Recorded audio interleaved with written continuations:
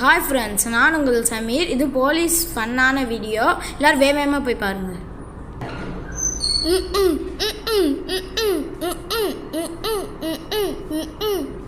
என்ன தம்பி, என்னாச்சு?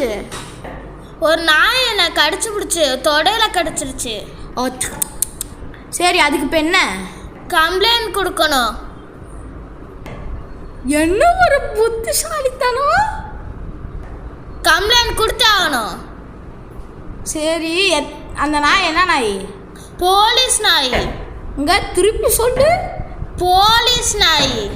அடிங்க, போலீஸே நாயின்றியா? மன்னிச்சுக்கோங்க, அது போலீஸ் நாய்.